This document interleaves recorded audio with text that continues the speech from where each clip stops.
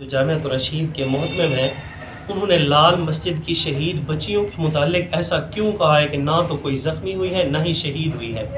उसकी एक वजह जो मेरी समझ में है वो ये है कि शेख साहब ने देखा है कि अल्लाह रब्बुल इज़्ज़त ने पाक फ़ौज को हरमैन का मुहाफ़िज़ बनाया है और पाक भारत जंग में भी कामयाबी दी है। इन दो कारनामों की वजह से ना फ़ौज और कौम के दरमियान जो दूरियां थी वो ख़त्म हुई और कौम के दिलों में फ़ौज की मोहब्बत पैदा हुई। तो इस मोहब्बत को दोबारा करने के लिए और पाक फ़ौज से वफ़ा निभाने के लिए शेख साहब को जो गलत बयानियाँ की गई थी, उन गलत बयानियों को तलबा के अंदर बयान करके पाक फ़ौज की मोहब्बत को दोबारा करना चाहते थे।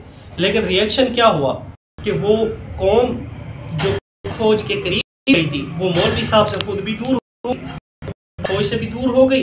तो पाक फौज का वो कारनामा जो एक ढका छुपा पड़ा था उससे भी पर्दा दोबारा वो क्या कहते हैं उजागर हो गया और वो जो जख्म छुपे हुए थे उन जख्मों के ऊपर दोबारा नमक छिड़क दिया और वो इदारा जो उरूज पा चुका था उसको भी की तरफ धकेल बैठे।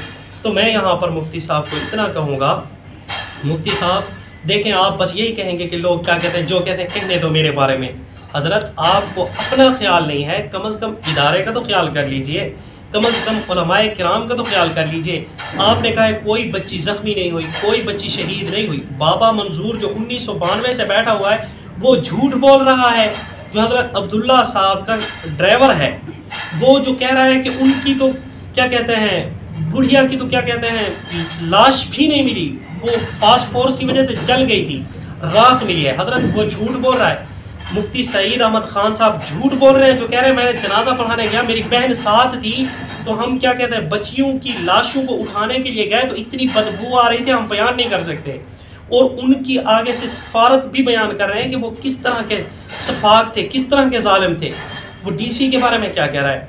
हज़रत आपने क्या दोबारा उनको ज़िंदा करना है? आप क्यों अड़ रहे हैं? आप कहें कि मेरे पास गलत बयानियाँ हुई हैं, मैं गलत बयानी के ऊपर यकीन कर बैठ जी, अब क्या है उम्मे हसन साहबा जो हैं वो सबूत लेकर आए। हज़रत आपने कोई बच्चियों को दोबारा ज़िंदा करना है, अगर ज़िंदा करना है तो चलो सबूत ले आते हैं और बाबे मंजूर को भी पकड़ कर आपके पास ले आते हैं जो जामिया के अंदर बैठा था, और क्या कहते हैं सईद अहमद खान साहब को भी पकड़ कर आपके पास क्या कहते हैं हज़ारों किलोमीटर दूर ले आते हैं कि जी चलो मुफ्ती साहब के पास, उन्होंने ज़िंदा करना है। हज़रत ईसा अलैहिस्सलाम के मुँह से मुफ्ती साहब को मिल गए। मुफ्ती साहब खौफ खुदा खाएं, क्यों उलमाए किराम से अवाम को मुतनफ़िर कर रहे हैं?